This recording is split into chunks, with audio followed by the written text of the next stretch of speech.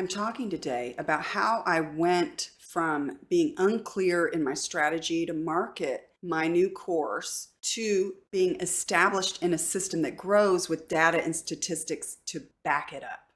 What do you see when you go for big goals? Can you see the wins? I'm Tiffany Lee, and welcome to Think Big.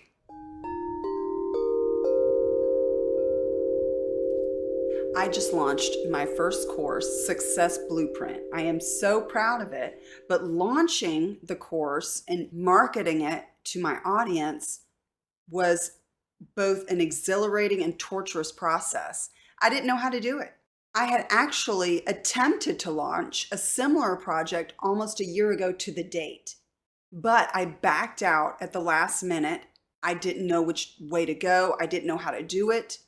And I was afraid of the visibility that a launch would give me. So for this course, I was extremely determined to make it through. And the way I did that was by focusing on the wins, regardless. Whether there were no students that enrolled, no matter if everything blew up in my face, I was going to focus on the wins, whatever they were. I believe that success is a mindset. And when you focus on success, that's what you get more of. When you focus on the loss or the losses, that's all that you see, and it stops you in your process. We often think that we have to be critical of our path forward, and that's true at some point in the creative process to refine and make something good and worthy. But once it's past that point, once you're trying to get it out there, you have to put away that critical mindset. You have to stop looking for what's wrong and look for what's right. That meant that when I had a problem, when a problem arose in the launch, as it always will, I had to focus on a win to get through it. My first problem was a big one. Can I just say that video is the bane of my existence? I love it. I hate it. We have a love-hate relationship, me and video. For one, I have 2 degrees, one high degree, one higher in or related to video and filmmaking. I started my career in front of the camera on the stage, and I've since expanded to go both behind and in front of the camera in my performance career. But for some reason, video brings out the insecure in me. And to be quite frank, the course that I was releasing last year around this time was related to success, as Success Blueprint is, but it was more focused on visibility. So the irony that I would create this course and then fail to launch it because of my own inability to deal with visibility is quite huge. But I guess it is best to teach what you know, right? And the first thing I came up against in this launch for Success Blueprint was the same exact problem: being visible. And I've been talking about visibility here on Think Big for the last several weeks, but I want to go in depth with my process of how I came up against this problem with visibility and how I overcame it. Now, to back up just a little bit to before the launch, when I began the Think Big series. At first, it started as a podcast because I thought, how beautiful. I will circumvent the problem of video altogether. Does video get the most views? Yes. Can I grow the most quickly with YouTube? Yes. I knew all this, but it was stopping me from starting. I teach taking action is the key to momentum. And so I started Think Big with a podcast. But as the launch approached, I felt pulled to tie in video because I wanted so much for other people to be able to hear about this course and for Success Blueprint to help everyone. I wanted to be able to give everyone a success blueprint that needed it. I took a risk and put myself up on video. And lo and behold, to my not so much astonishment, that show did so much better than the others because it was video. That meant that to push this course in my marketing plan, I had to go through video if I wanted to make the impact in the moment.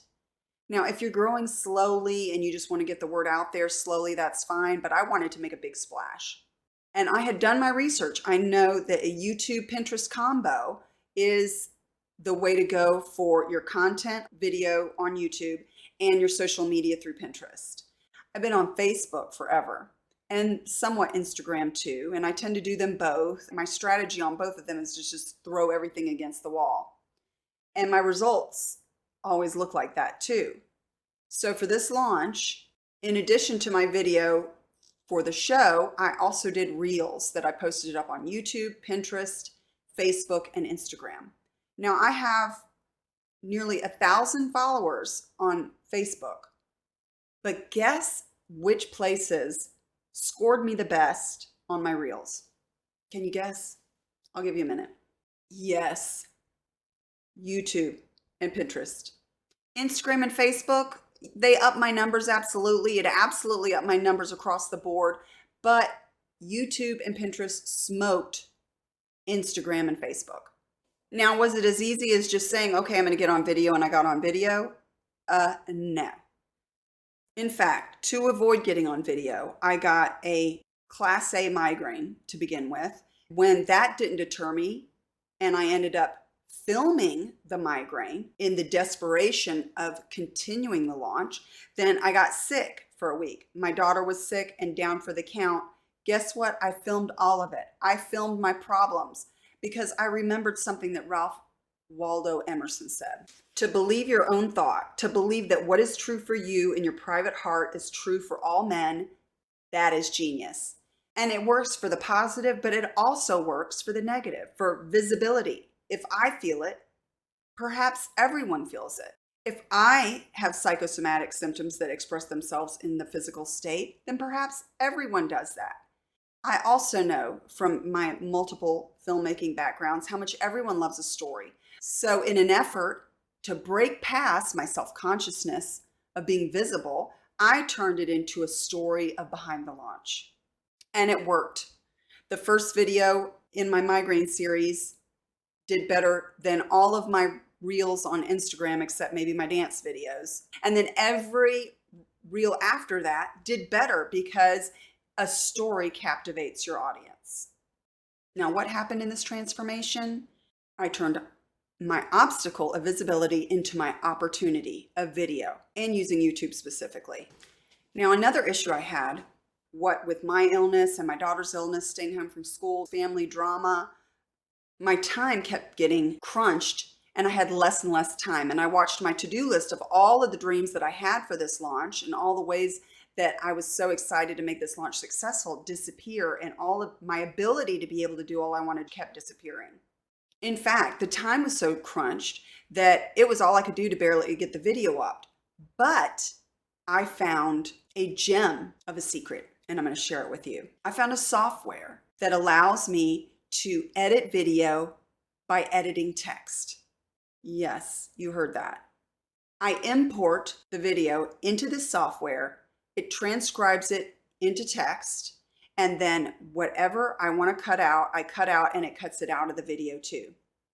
I also can globally get rid of silences and get rid of filler words like, well, you know. Anybody working in video, and did I mention I have 2 degrees in video, will fall over backwards as I did. This software is outrageously efficient for working in video. Video being one of the most time-consuming arts because it is a time-based art. That means it takes the time to make the video, and then however long that video is, it takes that much time times 3 to edit it. And that includes the audio, which you have to go in over the video track and the audio track and edit them multiple times. It is so time-consuming, but not with Descript. I'll link Descript in the notes. You can try it free. It's amazing. Michelangelo said, genius is eternal patience. And Descript, I have waited my lifetime, been not so eternally patient for this software because it changes everything. It makes my work on YouTube possible. I could not live my life and do laundry and clean the house and raise the kids and teach my students and record the albums without Descript. I'll link Descript in the notes. You can try it free. It's amazing. Try it and let me know how you like it. My third could have been a loss, but I turned it into a win, are the numbers. I had the goal of 1,000 students. A lofty goal, perhaps, considering that my time got scrunched completely in the launch. And I could have focused on not making the 1,000 and moped around and let my students that did enroll drop off the face of the earth. But instead of looking for my losses, I looked for the win. What is the win? Well, for one, I have 450 new students. That is 450 souls I am blessed and tasked with putting them in a success blueprint that fits them.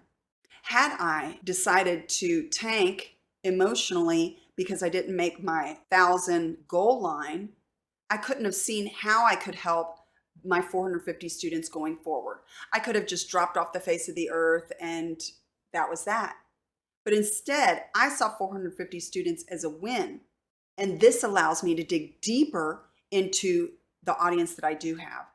If you always perpetually put down what it is you have, you don't value it, you're not grateful for it, and you can't see the opportunity.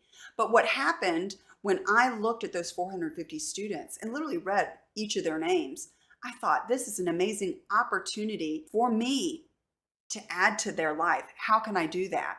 And as I began to dive into the research, what I found was their list of interests: career development, time management, personal productivity, public speaking, leadership. These are the things that my audience is interested in. What are these things? Visibility. The very thing that I am struggling with, my students are struggling with also. Isn't that a beautiful opportunity? So while I could have given up on this launch like I did last year, I could have paused it and pushed it back. I could have not made much of a splash and just put the course quietly out there and not gotten the 450 students I did. But instead, I took a chance with everything going wrong, and it always goes wrong. What I got back was tenfold. Besides all the opportunities I have with new students, with my new technology, with my new platform, I have data for days, data in charts of how my statistics are doing, data about my students. And data is as good as gold when you're growing. So what are you working on right now? Are you seeing the wins or the losses? It's important to set goals, yes, but you have to be able to see through them also. You have to get a momentum going. And sometimes if movement is momentum is your only win, then so be it. But there's so much that happens after the movement that leads to data that you will need to mine for the next whatever it is that you're doing. Let me know what it is you're working on. I'd love to know. These ideas are all in Success Blueprint. Success is a mindset, taking action to create momentum, turning obstacles into opportunity. Success Blueprint helps people get their dreams off the back burner and get them growing in their life. If you're interested in Success Blueprint, you can find it at coffee.com/Tiffany. I'm linking Success Blueprint in the notes. Love you to check it out. I'll see you next time on Think Big.